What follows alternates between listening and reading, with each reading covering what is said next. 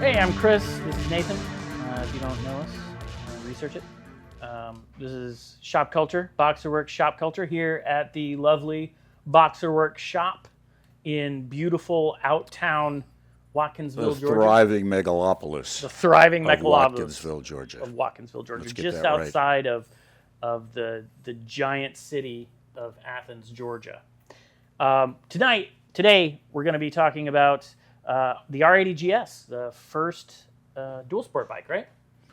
Yes, we'll call it that. All right. It's the one that started the whole craze, anyway. Yeah. So we're going to talk about the history. We're going to talk about some builds that we've done. We're going to actually look at Nathans R80GS, which is pretty incredible. We have the Maxim R80GS, and we have the Mad Max R80GS over here. So you all know, Boxerworks Shop Culture is sponsored by Chic Riot. Link in the bio in the description. Check them out. They are an amazing women's motorcycle gear boutique brand that is pretty incredible, and we like them a lot. But none of their stuff fits us. It doesn't. It doesn't. I have outgrown it. I could have worn it when I was like in second grade, yeah. No, I think in my 20s. I think I was 135 pounds in my 20s. So they would have fit me, and they would look good on me too. I was pretty. I used to be. You used to be pretty too. You think? No comment. Okay. So speaking of pretty, I talked to Duck the other day. I wouldn't say Duck is pretty. No, I like him. So I like him too, but I don't think anybody calls him pretty.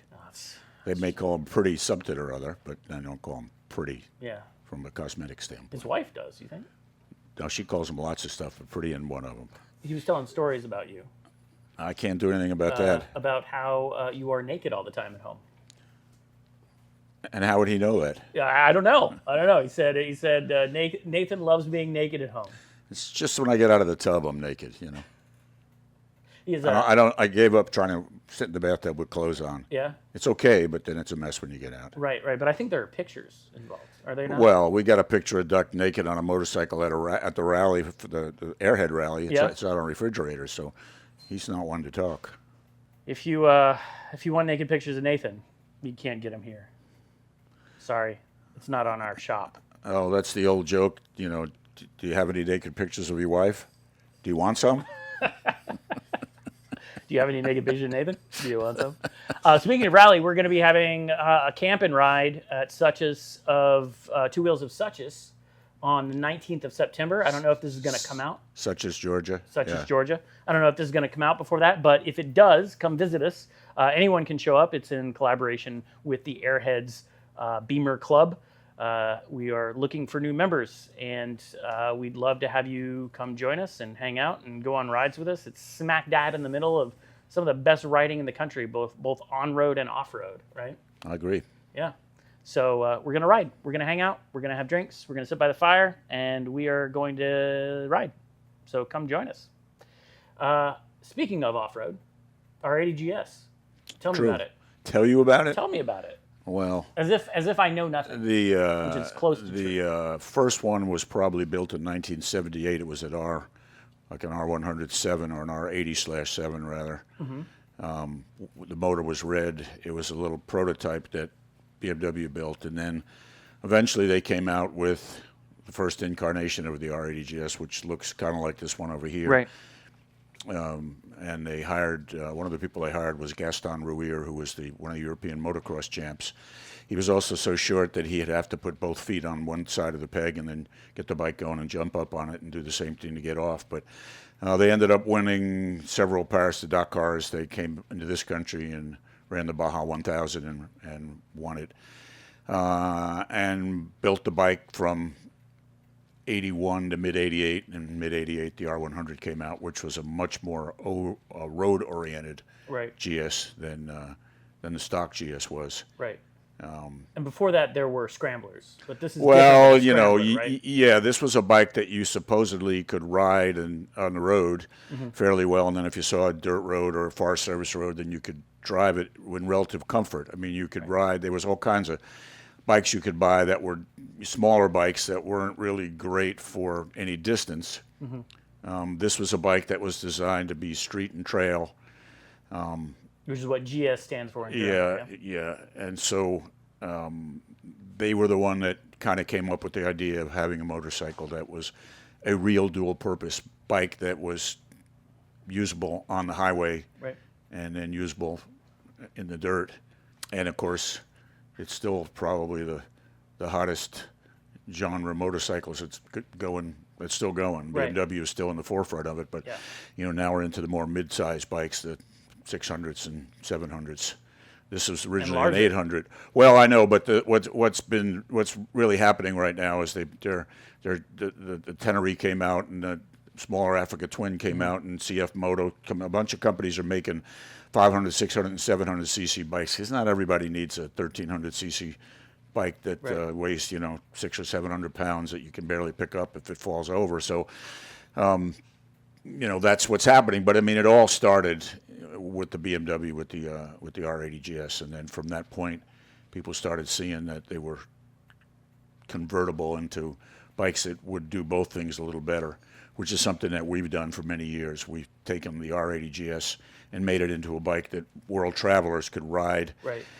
Tried to address their biggest problems, flat tires, and started with tubeless tires, and Right. then dual plugging bikes that would run on any kind of fuel.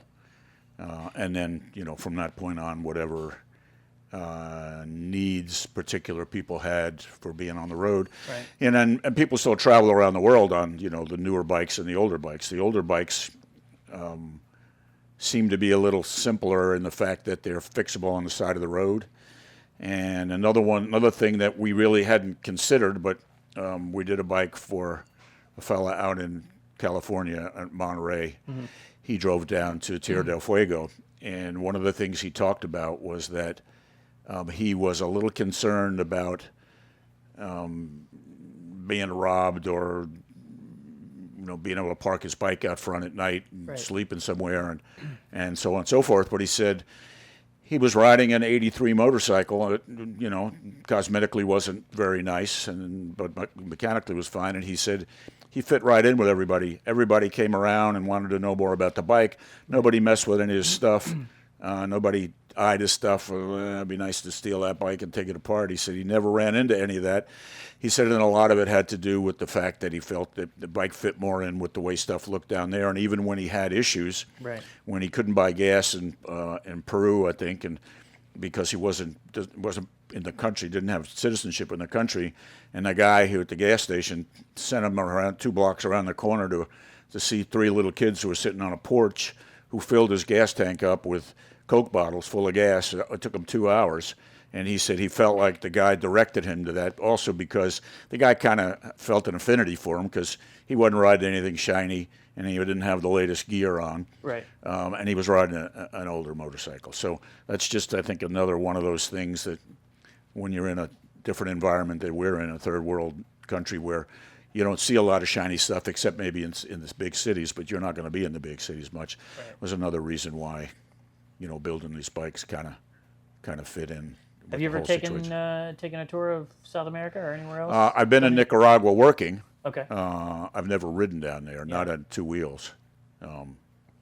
But no, there's probably still enough places in this country I haven't seen, and I don't need a passport to do it. But That's true. but no, I've not been down there with the bike. So this is your R80GS, right? What all have you? Well, this R80GS used to look like that R80GS, except it never was that shiny. But when I first got it, that's what it looked like. And then over the years, it was a kind of a rolling laboratory. Yeah. I decided I was tired of carrying 2 different size spare tires, 18 in the back, 21 in the front, different size tubes, bead breaker, tire irons, all that stuff for flats. And so the biggest problem that people have riding off-road when they're loaded is getting a flat tire and having to lay the bike over and take it apart. If you got tubeless tires, you take out your plug kit, you plug it, you got a little compressor, you blow it up, and you head down the road. So first thing I did was graft this R100GS front end on the bike, tubeless wheel. And then in order to get the R100GS rear wheel on, we And to get it geared a little better, the R80GS like that one is geared pretty short. It's a 3711 rear drive. The mono-lever bikes, you can buy an R100. I mean, you can buy a 3210, which is a very nice ratio rear drive. So I got the 3210 rear drive out of a mono-lever. We had to modify the rear wheel, and it's a 4-lug. Those are 3 lugs. Once we modified the rear wheel, then it fit right on. And now we were tubeless in the back. Plus, we also achieved having taller rear drive. Then we go in the transmission and put a shorter first gear in to make up for what we lost by going to a taller rear drive. And then we also put a taller gear in the transmission. So we really, at speed, are turning a lot less RPM. Right. But we still have the capabilities of using the bike off-road. So you have the high torque. You keep the high torque of in your low end, right? In your lower gears. Well, yeah, you and keep you have a higher top end. yeah, you need something fairly low, depending on what you're doing. Right. Off-road, especially if you're loaded and you're running in hills or you're stuck in the sand or something of that nature. So that was. Is that the first thing you would say if somebody was getting an R80GS? Like me, I have basically a stock R80GS, right? And would you say the first thing I should do is go tubeless tires? I mean, to me that's a big plus. Right. And now that we have 2 or 3 different ways to do it, we don't necessarily have to put a new front end on it, and we don't have to put a new rear drive on it. We've got other ways to do it. Yeah. We can buy rims, lace them up, and have them suited to be tubeless, have them wrapped to be tubeless. We can take an R100GS front wheel and we can bush it down to fit on it, which is a 22 millimeter axle, bush it down to fit in a 17 millimeter axle and put that wheel on. They're both 21s, so we can do that and make it tubeless without going to the expense that I did, which was the front end and the whole swap in the back. Sure.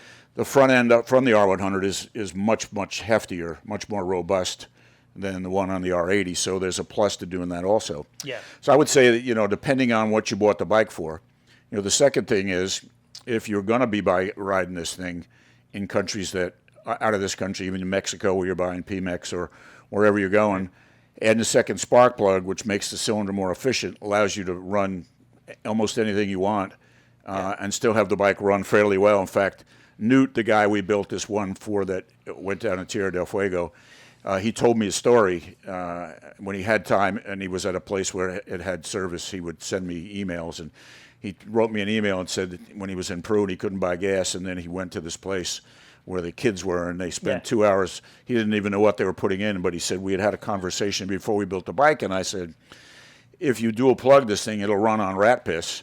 And he said, so I kept saying to myself, Nathan says it'll run on anything. Nathan says it'll run on anything. And he said it did, because I did another couple thousand miles with whatever it is they put in my tank. Right. So other than rat piss, what else could it run on? Well, when you get fuel from other countries, the octane rating may not be milk? the same. You think it would run on milk? Only if it had Oreo cookies along with it. Only if it had cookies in it? Gussets are strengthening pieces of metal that you put in certain places to make more strength, like in the fork in the front end where the bearings are, because that's a point that takes a lot of pressure. Right. We did it on the back a lot of these bikes because you got bags with a lot of weight in them, and this swing arm, this rear frame section is really just meant to hold the seat. Right. And maybe a little bit of weight, because the shock is connected to the main frame. So we made some gussets in here to keep it from twisting. A lot of it just has to do with what is it bolting metal onto other metal? It's welding metal onto other metal, welding for the most metal part. Onto other Yeah. And then there's, if you're going to drive the bike, if you're really going to drive the bike off-road, single track, and double track, some single track, we've put a hose on the rear drive where the vent is, so that if you drive in the water and the vent comes up to the top, so you'd have to really submerge the bike in order to get water in there. We've just done things, the charging system's been enhanced. Right. There's just a lot of stuff we've done. There's different electronic ignition systems. There's different lighting. I have a little connection on the back to carry a little more fuel. Yeah. There's a lot of stuff you can do to tailor the bike to your needs. You can do most of this stuff on the stock R80GS. There's nothing wrong with the stock R80GS. The front end's a little spindly. The factory didn't have a fork brace. When it came, you can buy one. This one's got a fork brace on it. Right. So there's lots of improvements you can do. You can better shocks, better seats. This is a solo seat. That one's a solo seat. This exhaust system on here is one of ours. It's a lot lighter. Yeah, stainless. Well, I say we, but this is before I got here. You guys designed that. And We did. A friend of mine who built headers for hooker headers in NASCAR and who built afterburners for jet-powered dragsters. He helped us design it, and Paul builds them. And if you've got a system you want built or one of or something, get in touch with us. He's a whiz bang on lots of stuff. And we have some of those in stock, right? We may have one left, yeah. But we'll get more real soon. Yeah. So there's a myriad of things that you can do to these bikes to tailor them to your needs. Right. Also, the R80GS is probably one of the most sought after of the right now, later bikes, and though they cost a little more to buy, you get a little more when you sell them. Right. You they hold their value really right. well. You can go with the 4-gallon tank it came with. Mm-hmm. I've got the 6-gallon tank off the R100GS it fits on. There's the 8.9-gallon, which is here. I had an 11-gallon of service on here at one point.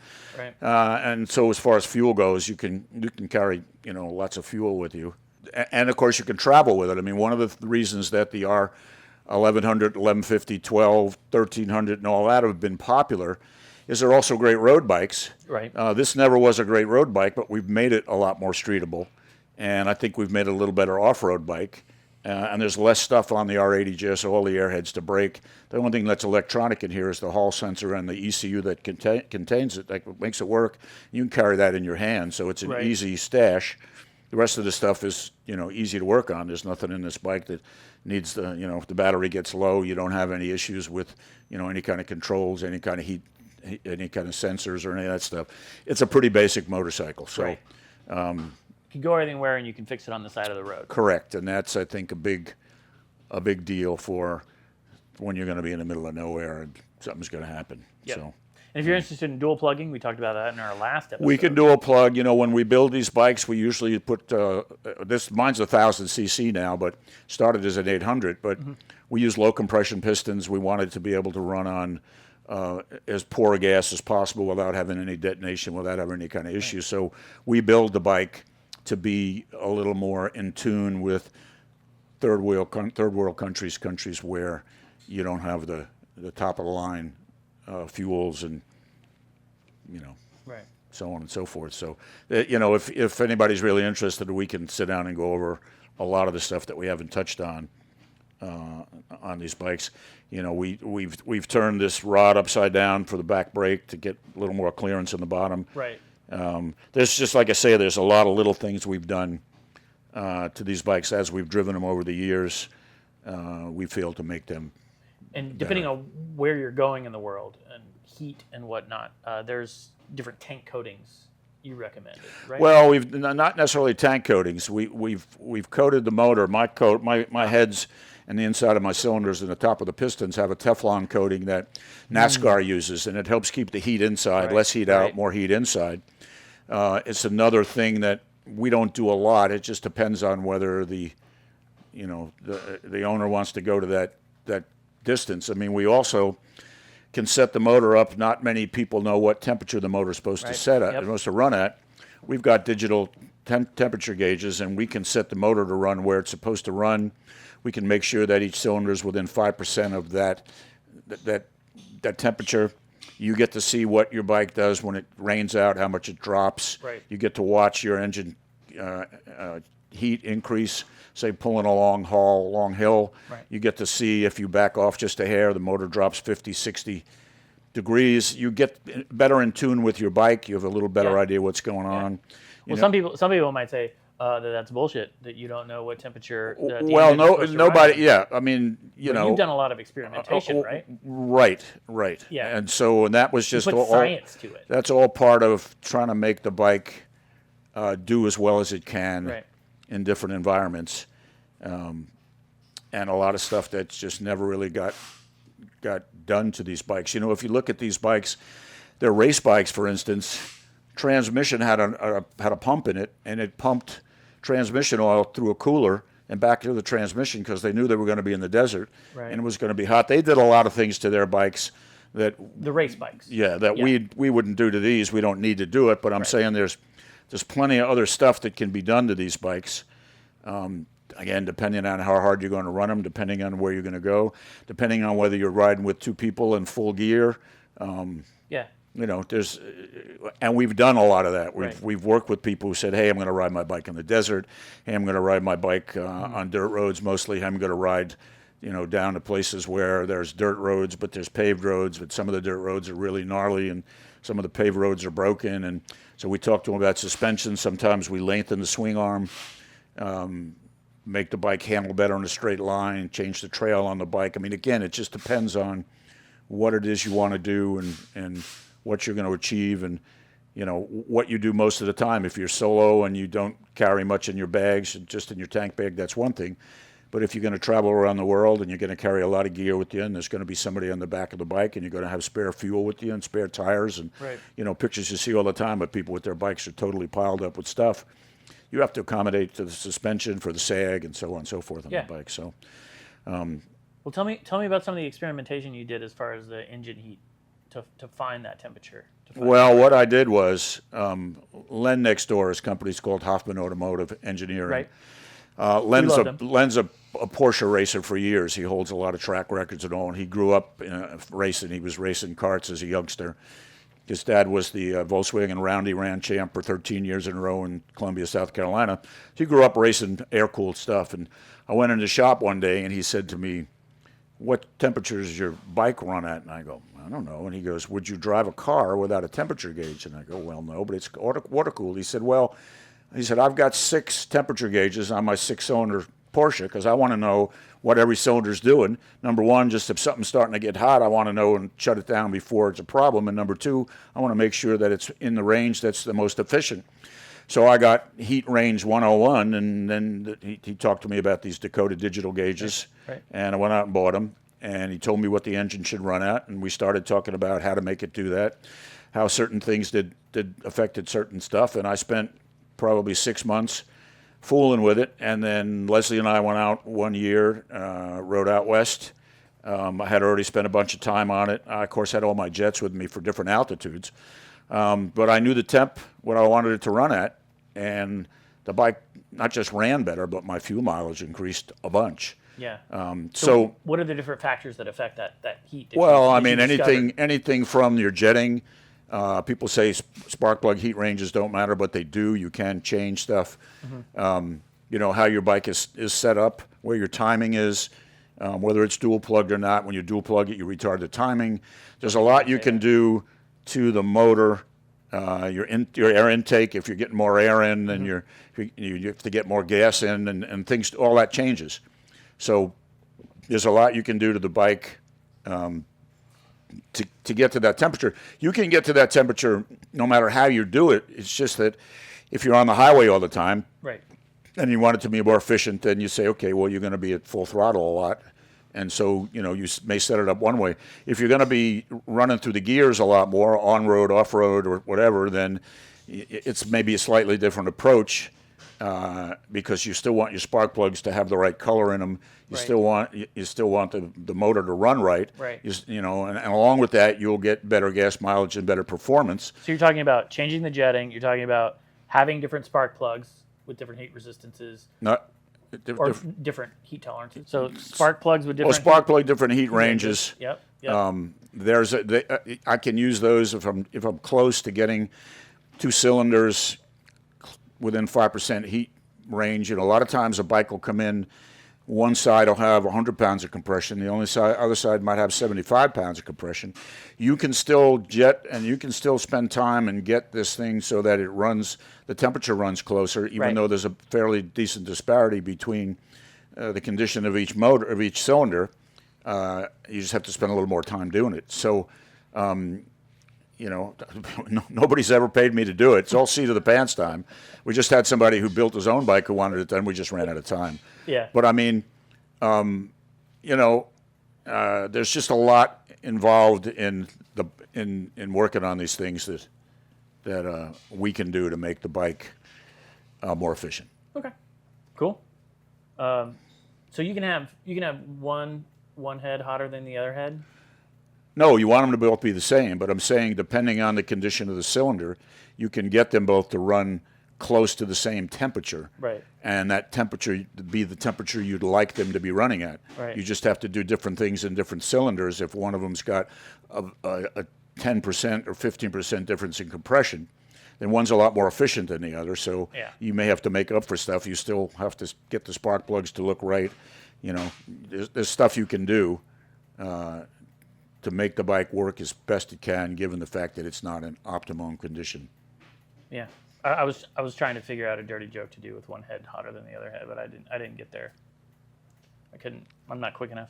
You know, I do want to say that we're more than happy to talk to you about any kind of build. I spent a bunch of time with a guy from upstate New York today, and I have over the last couple of weeks. He's got an R80GS that he got, and with no front end and so on and so forth. That's sit for many years, and so we're going through a lot of the ways to approach it and the pluses and minuses, and both in handling and efficiency and in cost. Yep. So we have one up for auction right now on eBay. We do. Which might be gone by the time this comes Well, out, you know, we bought a maybe bike that's been sitting for 32 years. It's got the PD tank. Cosmetics are terrible. We got it running pretty well. Yep. We're selling it as a running project. Yeah, it went up on eBay today. It's also on Facebook Marketplace, and I think Garrett said he's going to put it on Instagram. Yeah, I was going to put it on Instagram today too. Yeah, so everybody can find it on Instagram. And we've got an R80 ST that somebody started to do the conversion. They put the R100GS front end out of it, put the PD tank, put an Olin shock on it. It was an R80 ST, and then the guy passed away. We bought it from the shop that was in the middle of it. I've not had time to do anything but run it. I've not. So we've got that also. It's partially done. You know, we did take a lot of STs and turn them into GSs because the ST for a long time was a lot cheaper. It's still cheaper to buy than a GS. And it's easier to find. You can't find R80. Well, R80 STs they only made for 2 years, so it's hard to find. And this is a project we are just finishing up, right behind me. Yeah, it's pretty well done. It just needs more miles put on it. The guy wanted the big round lights in the front, as it would have had when it came out in '81. Right. He wanted the big tank. It's pretty much a stock bike within reason. I mean, it's tubeless tires. Yeah. We put a floating rotor on it. Yep. Change the gearing, change the drive. Yeah, it's got a 3210 in there now. We built a 3210 3-lug. I think we re-geared the transmission. I think we just put the taller top. He didn't want the lower first. He's not going to ride it off-road much.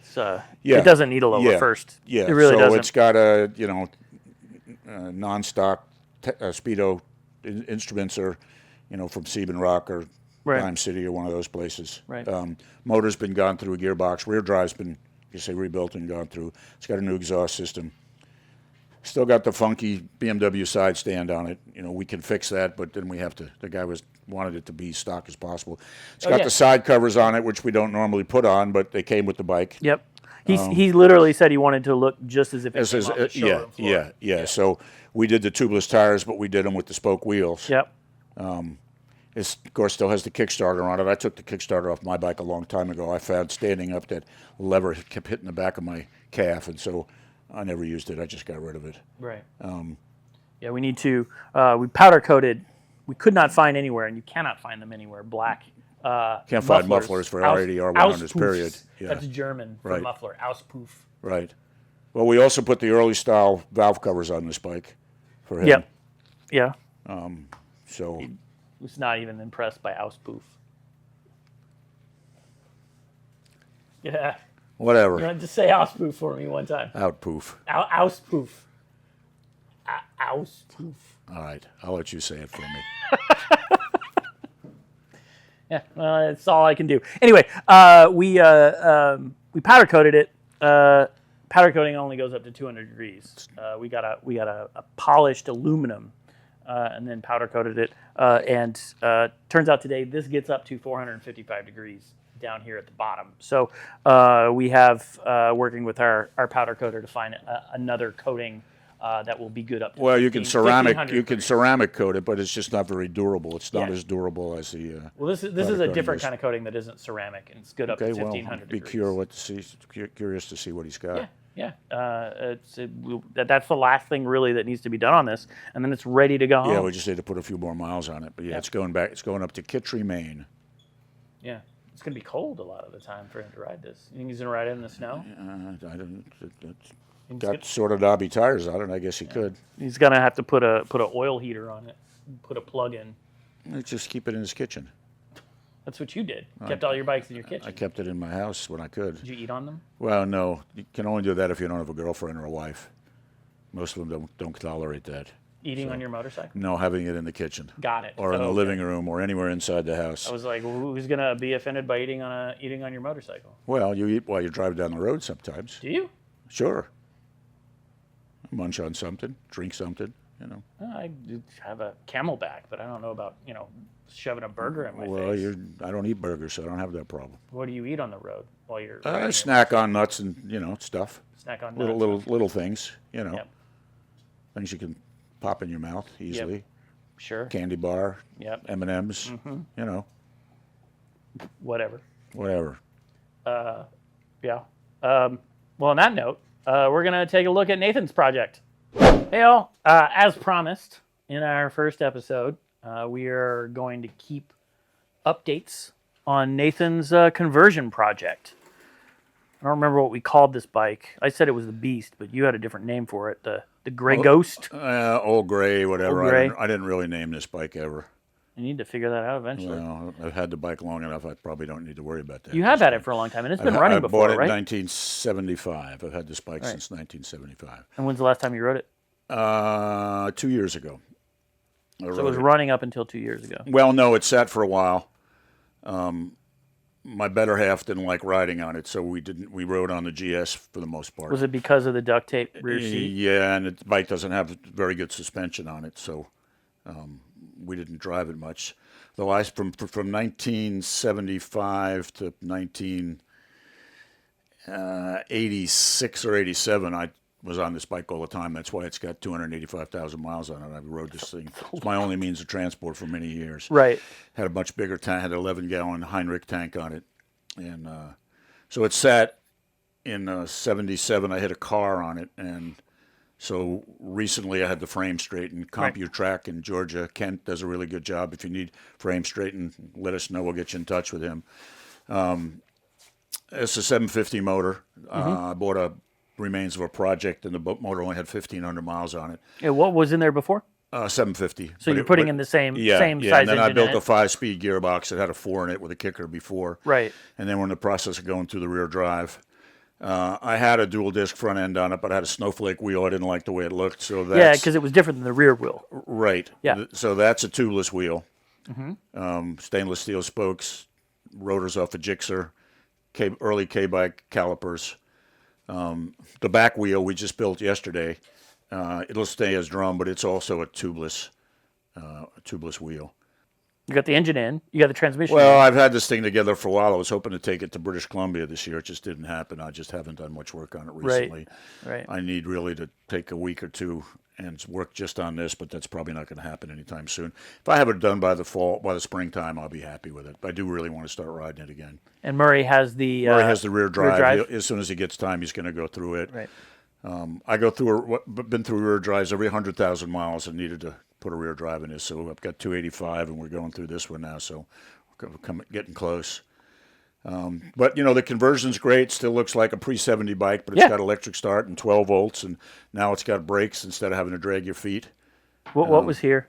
What sticker was there? A little Pepe guy from south of the border down in South Carolina with his little eyes that went around. You had googly eyes on it? Yeah. There's a sticker on the other side, a cat sticker. Yeah. That my sister gave me years ago, but it's got the inspection sticker on it from 95 and, whatever. So what's your best memory on this bike? My best memory? Yeah. So I rode the bike up to Canada. I was in Ontario. Yeah. And I had and I might have told this story too, but I had a canvas tank bed that I made on this thing that went around the tank and came back up and had elastic on it. And I kept my Frisbee and my munchies and everything in there. I went up to Ontario to visit a lady friend of mine that I'd grown up with, and I left the bike parked. Did you guys play Frisbee when you got there? Do what? Did you guys play Frisbee when you got there? Oh, yeah, of course. That's why I carried it. was a moon glow Frisbee, which tied into my other story because I could light it up and see my parts when I had the bike apart at night. Yeah. Anyway, so I parked the bike under a tree, and I left it there for the week. And when I came back I noticed, number one, that there was a hole in the side of my canvas bag. Number two, I noticed that the ground was covered in peanut shells because I had left a bag of peanuts in there. I was leaning up against a tree, and I looked inside, there was 1 or 2 peanuts left, and there was a squirrel facing down, looking at my bike. He had obviously been the culprit Right. who had been eating it all, and so I just backed away, and he ran down and took the last one and split, and, I got on the bike and headed back to I was living in Vermont at the time, so Little thieves. I headed back into Vermont. Peanut so thieves. Yeah. Did you notice the new shirt that we got? I did. Yeah, it's your bike. That's the old front end. It's got the old wheel on it, which is around the corner. That's Yeah. the snowflake wheel on the front. Yeah. We got these in yesterday, so they'll be up on our web store. We also got reprints of all of our other shirts that we've had, popular ones. And we have 3 new prints coming. Keep an eye out for those. We got reprints of all of the shirts that we've had that have been popular before. We got some of these. And we also have 3 new prints coming that are going to be limited edition. You'll only be able to get them. There's a very few number of them, and you'll only be able to get them for a short time, and then we're never going to print them again. So keep an eye out for those. They're very cool. We had them designed by the local screen printing designer here. So they're pretty awesome. But we didn't come here to talk about my shirt. We came here to talk about this bike. Well, I think we've probably Talked about it enough for the day? enough. Yeah, that's fair. Yeah, That's fair. I mean, we build a lot of conversions. We started building them basically to pull sidecars with. Yeah. Just because we can put more powerful motors in them and they don't have to come apart every 30,000 miles like the early ones did. And they're 12 volts, and they had the magic button to start it. Remind me what this front end is called? Earl's front end. It's called the leading link front end. Right. And people really like them, right? We've had people want it's- them on they- their Harleys and whatnot, Well, right? yes, but I mean, it's a front end that doesn't react to potholes and off-road as well as a standard Mm-hmm. front end, but it doesn't go up and down. It's a swing arm, so it goes fore and aft. It Right, does the same right. thing the back does. Kind of moves forwards and backwards. Doesn't So you go can up get and down. seasick while you're So riding. it keeps on a sidecar. You don't want it to go up and down and upset the tub. So it's a good setup for that. And the factory made them so you could change the position of that, change the trail, and do a lot of different things to the bike. So, and it's obviously a lot more robust than a set of forks that used to come on these bikes. So, Yeah. Nice. yeah. Well, we'll follow this project some more next when we have more to talk about. Do you remember what we say at the end of every episode? Goodbye. No, it's the like and subscribe and smash that button. Smash that button? Yeah, he doesn't. He Don't doesn't. know anything about that part. Yeah. Happy trails to you. You want to sing it? No. You don't want me to sing it. I get Roy Rogers out here to sing it, and Dale Evans. They can sing it for you. I think they're dead. Yeah, but their horse was stuffed. Trigger was stuffed, and they had it in a living room. I thought that was a little weird. Where do you think Trigger is now? Probably still in somebody's living room. If you know where Trigger is, send us a message. Findtrigger.com.exe. Hashtag find Trigger. We need to know. Somebody will know. Somebody's got to know out there.